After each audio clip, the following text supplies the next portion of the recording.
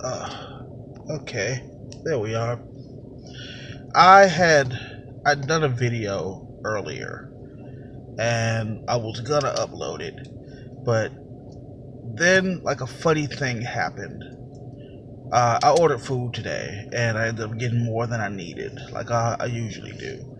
So I decided to drop it off at home, and I stopped off and I got some sodas, and I just dropped it off to the fam so they would have a little something to eat, a little something to drink. And I'm sitting there on the couch with my wife, and I call it in that I'm on my break so they don't bother me. And I'm sitting there with my wife, and she's telling me how she's sore and she's tired, and she's got aches and pains. And I felt bad, and it made me, like, as she was talking, I flashed back to a time when we weren't married, and it was very difficult for us to get time together. So what we would do is we would rent a room at Motel 6, which you hear that and you think, oh, they went and they had sex. It wasn't always about sex. Sometimes it was just about we needed a place where we could go quietly and spend time together, and that's what we would do. And what I would normally do is, in an excuse to get her naked, I would offer her full body massages, and I would just, from head to toe, take care of my baby. And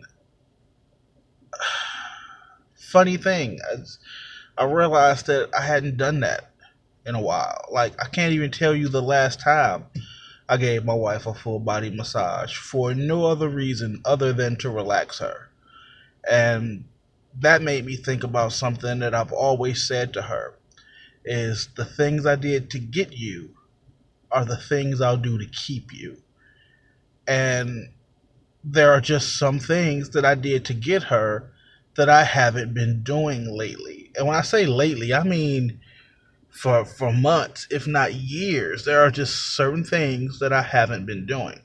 One of which is the full body massage that I used to give her randomly, at least once a week.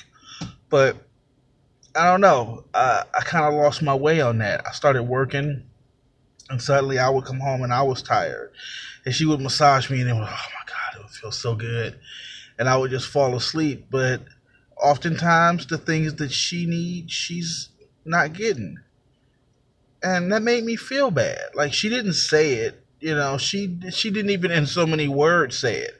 I was just sitting there with her, and I've got my arm around her, and we're just sitting on the couch, and she's complaining about being sore, and it just occurred to me all at once that there are just things that I don't do anymore.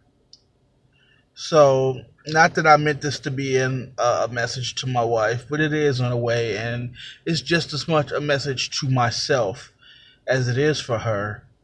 The things I did to get you are the things I'll do to keep you.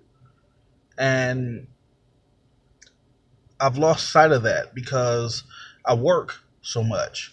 And she'll say, "Oh, well, you pay the bills and you do this and you do that. This we wouldn't have any of this if it's not for you." But it's like, while that may be true, I wouldn't be able to get up and go to this job 48 hours out of a week if she wasn't at home taking care of me. So it's a reminder to myself to remember the little things that you used to do that used to make your wife feel good. You need to go back to that. I enjoyed making her feel nice. I derived pleasure from knowing she was happy. And I'm going to go back to that. Not just for her, but for me too. Because as much as she enjoyed it, I enjoyed doing it. And I lost sight of that somewhere along the lines. So, regardless of how busy my schedule is, no matter how much I work or how much I think I work or how hectic I think my schedule is, I'm going to make time because when something's important, you make the time.